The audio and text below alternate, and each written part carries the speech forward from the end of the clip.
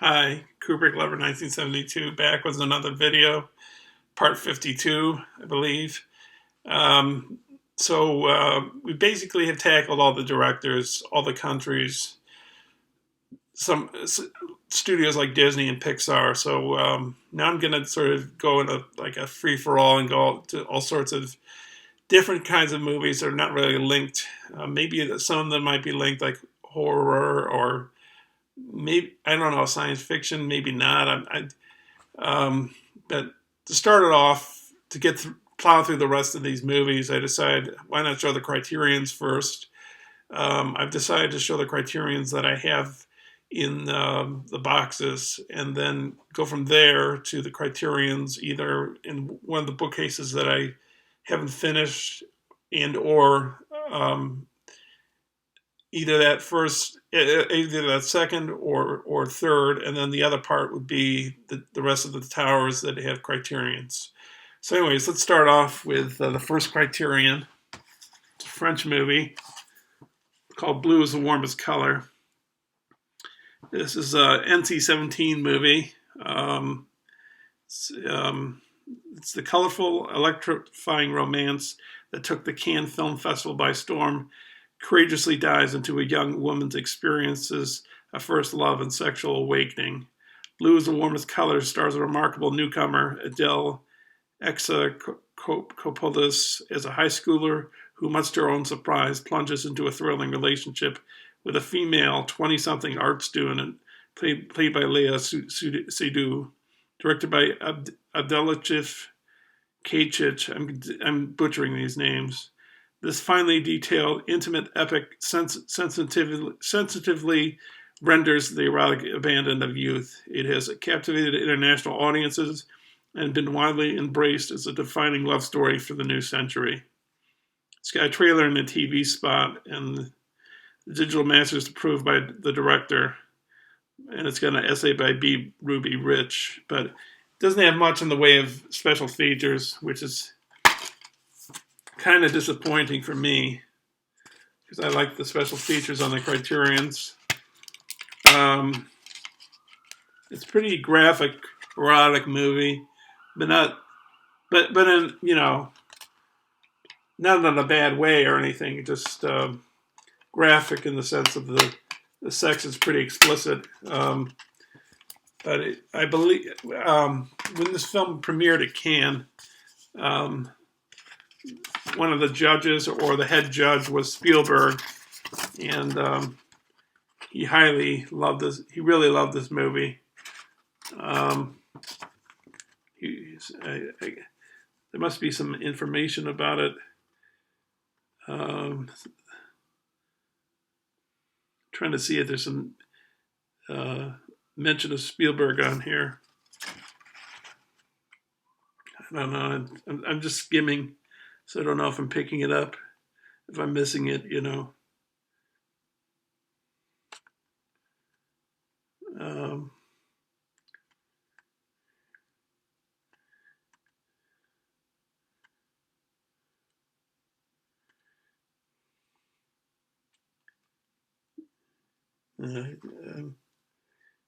I can't seem to see.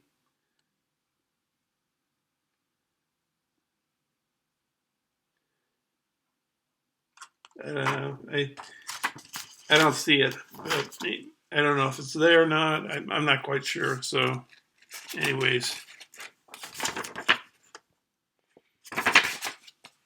but it's a good movie. Very good erotic movie. Next up, Marlon Brando on the waterfront. I believe somebody on YouTube mentioned that it has 3 different aspect ratios, so which it does. It's got audio commentary by author Richard Schickel and Jeff Young. New conversation between filmmaker Martin Scorsese and critic Kent Jones. Elia Kazan, an outsider, 82, an hour-long documentary. Visual essay on the aspect ratio, a trailer. A new documentary on the making of the film featuring interviews with scholar Leo Brody, critic David Thompson and others. New interview with actor Eva Marie Saint. Interview with director Elia Kazan from 2001. New interview with longshoreman Thomas Hanley, an actor in the film. New interview with the author James T. Fisher about the real life people and places behind the film. Contender, Mastering the Method, a 2001 documentary on the film's most famous scene. Visual essay on Leonard Bernstein's score. And it's got a booklet featuring essay by filmmaker Michael Almeriada, Kazan's 1952 defense of his House Un-American Activities Committee testimony, one of the 1948 Malcolm Johnson articles that inspired the film, and a 1953 piece by screenwriter Bud Schulberg. So it's got a great cast. Besides Brando, it also has Rod Steiger, Eva Marie Saint, Carl Malden, Lee J. Cobb.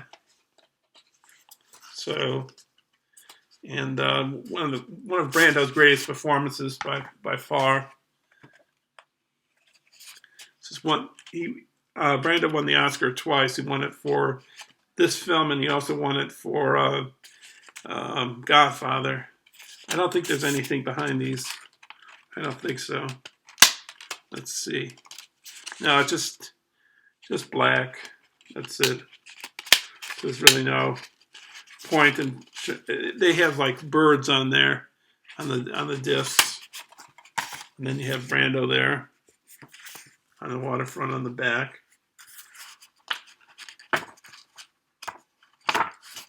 He's got that great speech, I could have been contender to his character, the character of that Rod Steiger plays, his brother.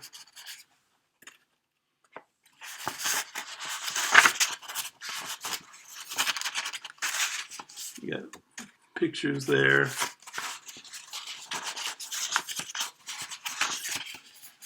I think it involves things like organized crime and unions, and I haven't seen it in a long time.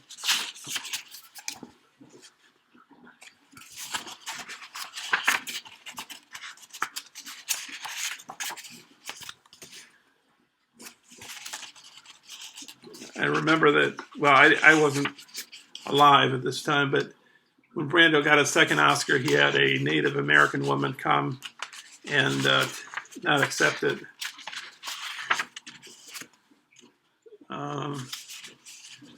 I think he sort of got fed up with being part of in the Hollywood limelight, Brando.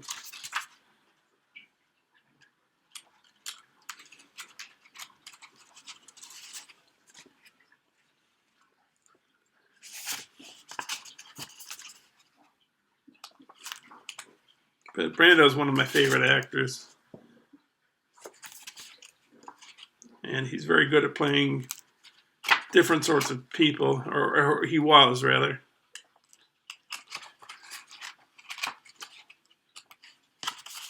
I can't remember if I showed you that. That's Lee J. Cobb there.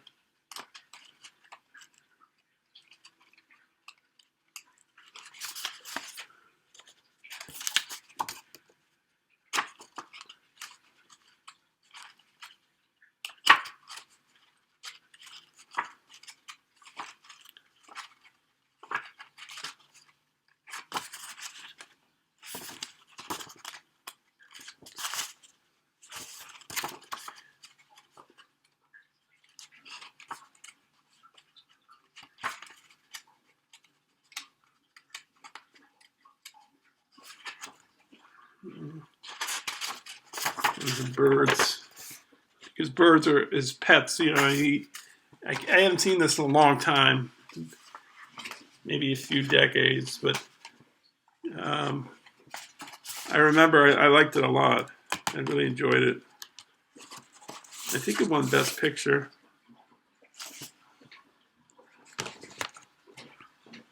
Next, this film made UA go bankrupt. I think it's sort of a split reception as to whether it's a good film or not. It's kind of an interesting movie. I don't know. I I don't know where I stand on this exactly. But one of the reasons I bought it, I like films that have really long running times. I like shorter movies too, but I like epic type movies, like Lawrence of Arabia or Doctor Zhivago or Bridge on the River Kwai or other movies, that are epic. And this is kind of an epic film. It's Michael Cimino's Heaven's Gate, a breathtaking depiction of the promise and perils of America's Western expansion. Heaven's Gate, directed by Michael Cimino, is among Hollywood's most ambitious and unorthodox epics. Chris Christopherson brings his withered sensuality to the role of a Harvard graduate who relocates to Wyoming as a federal marshal. There, he learns of a government-sanctioned plot by cattle barons to kill the area's European settlers for their land. The resulting battle is based on the bloody, real-life Johnson County War of 1892. Also starring Isabelle Huppert and Christopher Walken, Heaven's Gate is a savage and ravishingly shot take on Western movie lore. The release presents the full director's cut, letting viewers today see Cimino's potent original vision. Disc 1 has restored transfer part 1, supervised by Cimino and director of photography. Director Cimino's cut of the film. New illustrated audio interview with Cimino and producer Joanne Corelli. Cut of the film supervised by Cimino, part 2 as well. Restoration of the surround soundtrack supervised by Cimino. New interviews with actor Chris Christopherson, soundtrack arranger and performer David Mansfield, and second assistant director Michael Stevenson. Restoration demonstration, teaser, and TV spot. A booklet featuring essay by critic and programmer Julia Diagno-Vallon and a 1980 interview with Cimino. So I don't know. It's an interesting movie. Some people think this is like maybe one of the worst movies ever made. I'm not sure. I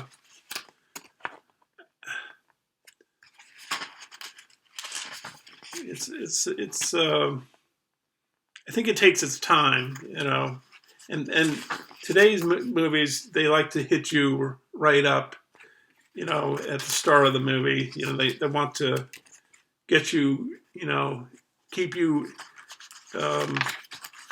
enthralled. They want to use all these techniques to gather your attention right away. And films of the 70s and further back, they sort of took their time getting the story going. You can see that with The Godfather, for example. The Godfather doesn't start off with like a big explosion. It just starts off with a very, detailed speech by a person trying to get the services of the Godfather for revenge on the harm that was done to his daughter. So, but cinematography is pretty beautiful, I think, for this film. And but I don't know. I don't know exactly what to think of this movie. I probably would watch it again if I felt like it. I think I would watch it again. But I think I've only watched it once. I know I have watched it once, but whether I'd watch it again, I think I would. Don't know exactly when, but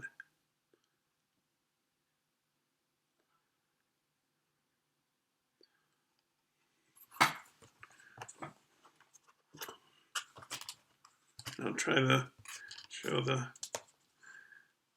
there you go.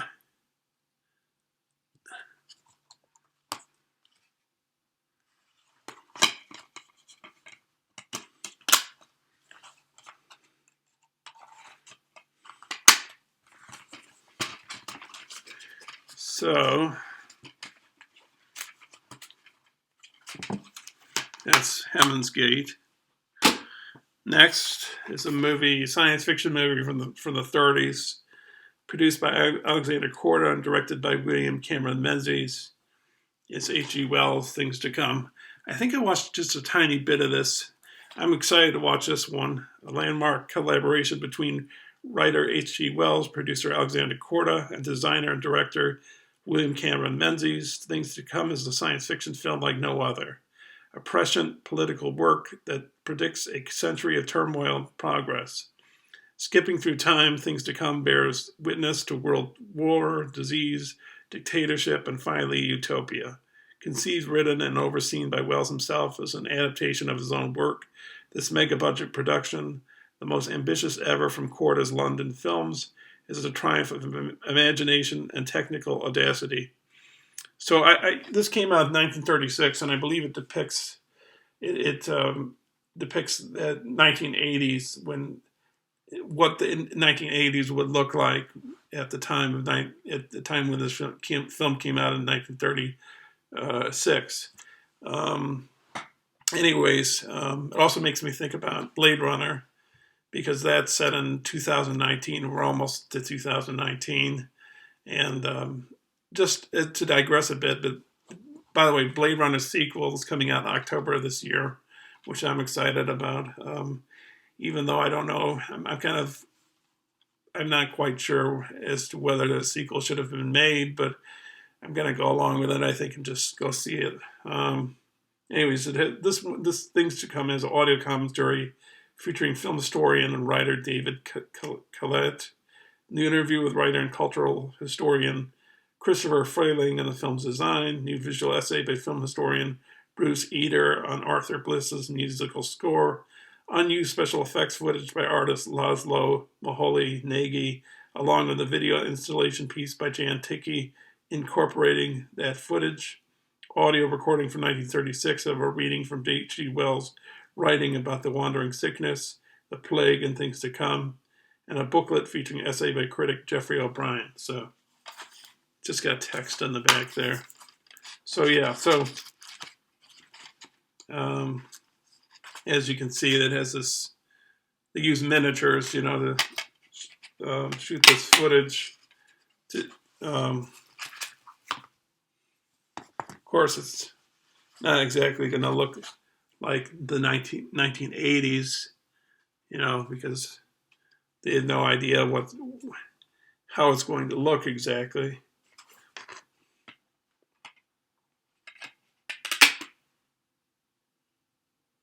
Wait, it says 2036. I thought it was 1980.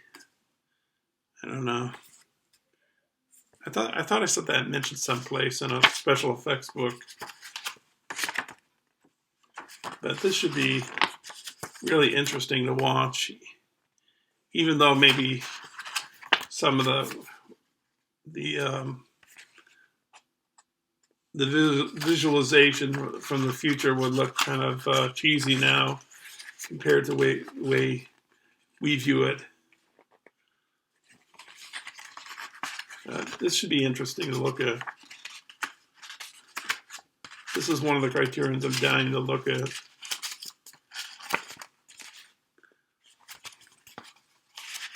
But I have other ones I'm dying to look at as well, so who knows when exactly I will go about watching this one.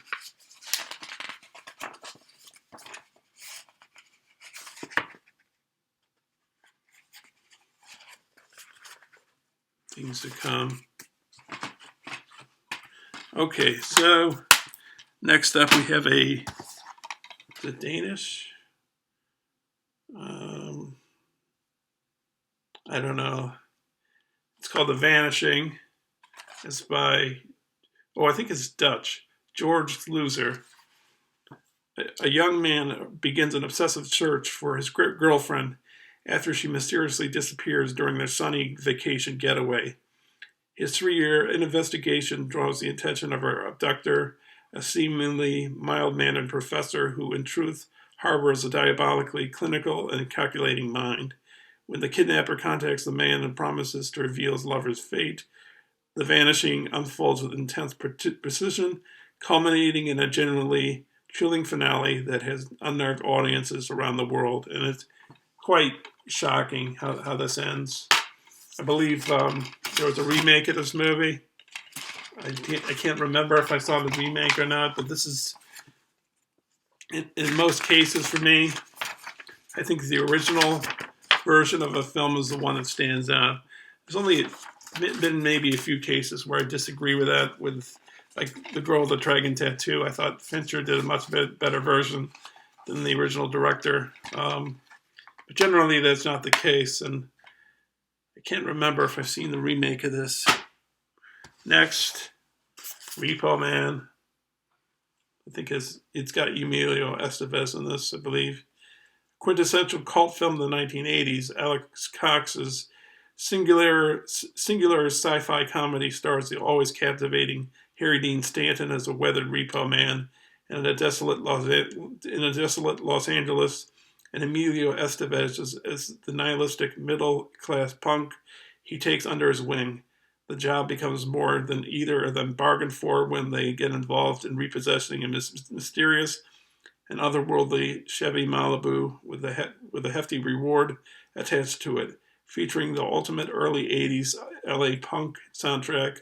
This grungily hilarious odyssey is also a politically trenchant take on President Reagan's domestic and foreign policies. This one has audio commentary featuring Cox, executive producer Michael Nesmith, casting director Victoria Thomas, and actors Cy Richardson, Xander Schloss, and Del Zamora. New interviews with musicians Iggy Pop and Keith Morris, and actors Dick Rude, Olivia Barash, and Miguel Sandoval, the lead scenes and trailers. This too is a roundtable discussion about the making of the film, featuring Cox, producers Peter McCarthy and Jonathan Wax, Zamora, Richardson, and Rude. Conversation between actor Harry Dean Stanton and McCarthy, Cox's cleaned-up television version of the film, and a booklet featuring an essay by critic Sam McFeeters, an illustrated production history by Cox, and a 1987 interview with real-life repo man Mark Lewis. So, I think I've only watched a trailer of this film, but I bought this because I think I liked the design of the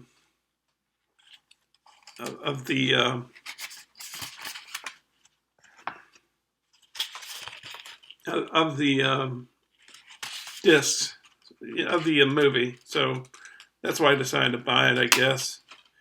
But I think I did look at the trailer, and I like Iggy Pop, so I think it'll be a worthwhile watch.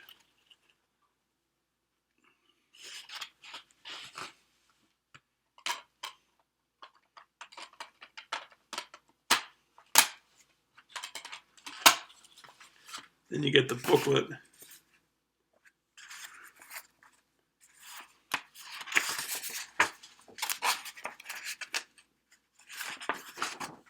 I guess that's President Reagan.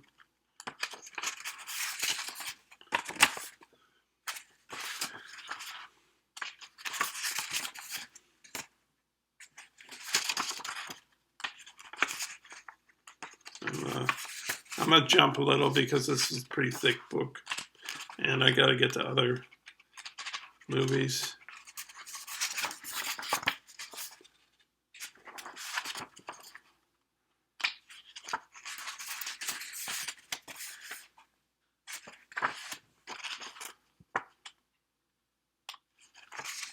I guess it's maybe like a graphic novel.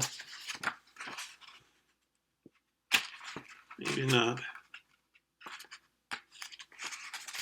Yeah, it's got this comic book thing to it.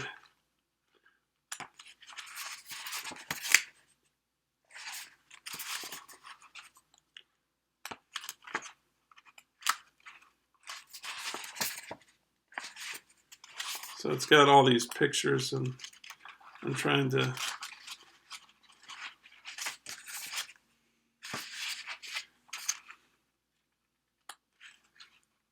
I love how Criterion really puts a lot of detail into their releases, you know, like in their booklets, they really think it through.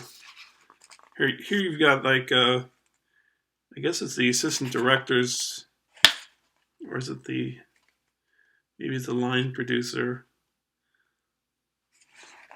the budgeting of the film.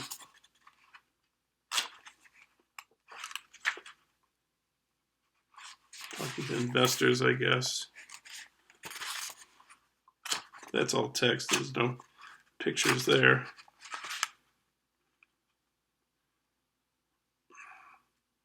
Just more pictures there.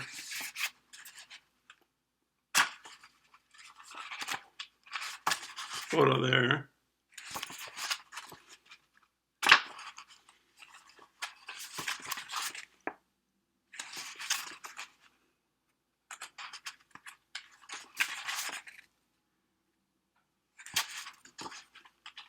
You know, I have watched the part with Iggy Pop being interviewed in this.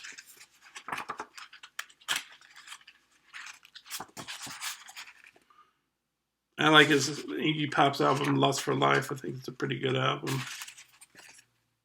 I really haven't listened to the Stooges, but I subscribe to Spotify on my computer. The free version of Spotify, not the premium, because I don't want to pay all that money. But yeah, I have the Stooges. I subscribe to an album or two of theirs, and I haven't really listened to the albums yet. But at some stage, I probably listen to them, I guess. So that's Repo Man.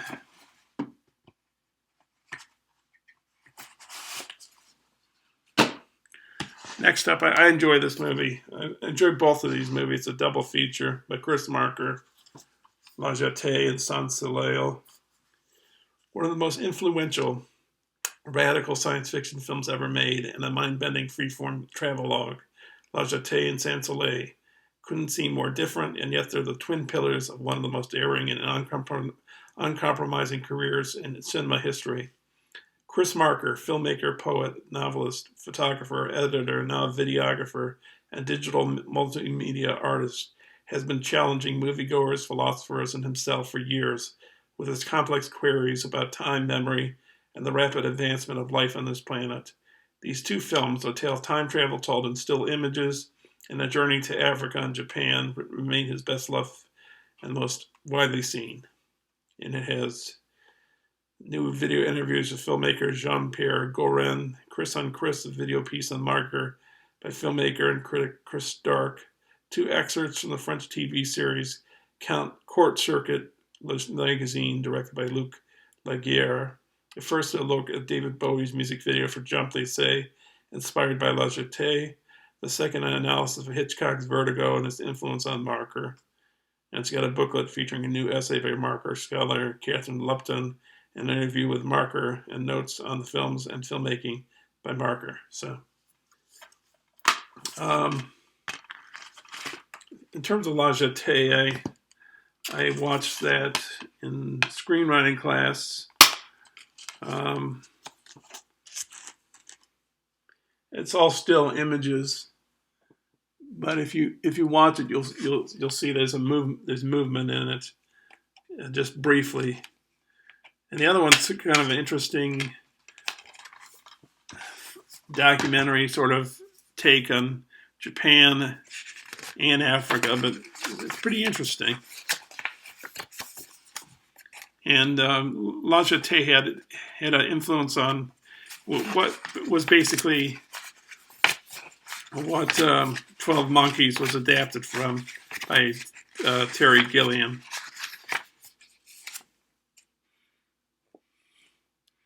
It's interesting how you can make a movie with still images. Really interesting. just think outside the box, and you can create films like this in Eraserhead,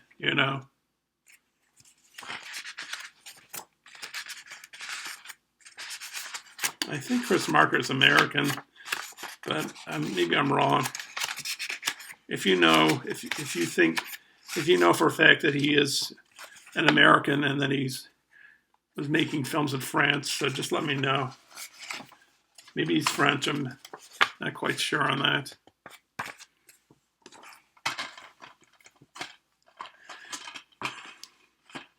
So I have one more film in this pile. I have more Criterions to look at after that, but I'll finish it up with this one, which is The Life and Death of Colonel Blimp, which is by Michael Powell and Emmerich Pressburger, considered by many to be the finest British film ever made.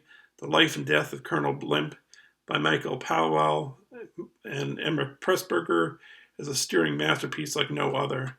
Roger Livesey dynamically embodies outmoded English militarism as the indelible General Clive Candy, who barely survives 4 decades of tumultuous British history from 1902 to 1942, only to see the world change irrevocably before his eyes.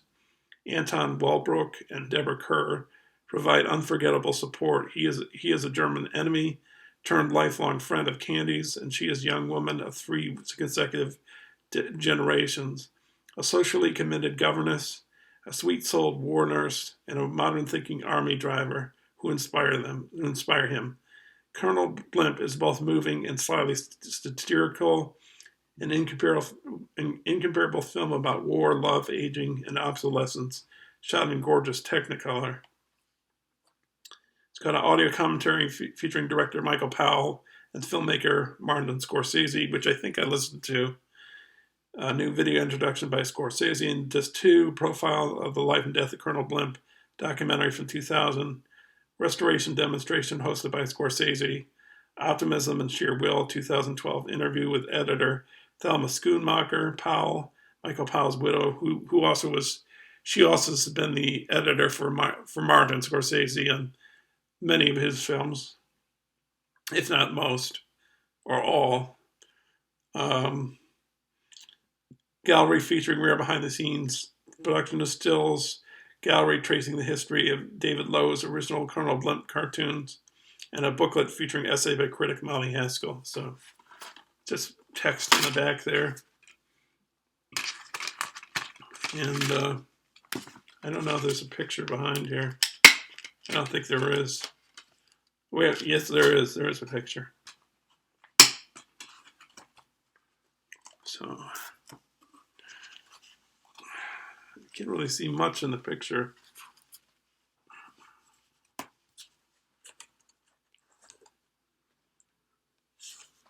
And then you have that right there and this right here.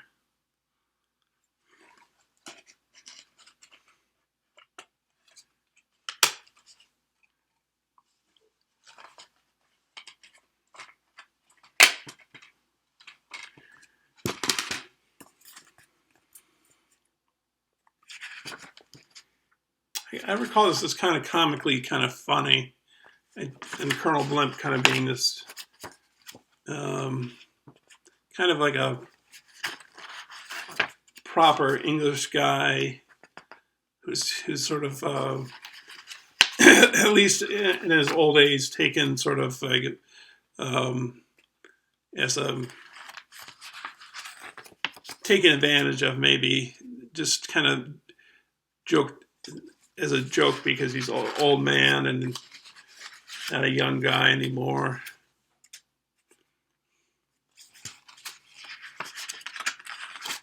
I have some other Pressburger and Powell movies I'll be showing later on. They're not in the boxes. These I don't know if I mentioned earlier in the video, but these are I think I did mention that these are the boxes Criterions. So the Powell and Pressburger that I have, there's one other Powell and Pressburger. I think the other one is either Powell or Pressburger. I think it's Powell. but it's not Pressburger as well, or the other way around. So it's an okay movie, Life and Death of Colonel Blimp. Kind of interesting take on age and how that changes a person. So that will do it for this video. Next video I'll be showing you is the remainder of the Criterions that I have in my boxes. I think I can handle it into one video. If not, we'll have to split it into 2 videos, and then we'll go from there. Thanks for watching, and I won't keep you any longer. Just be on the lookout for my next video, and thanks for watching. I'll see you later. Okay, bye.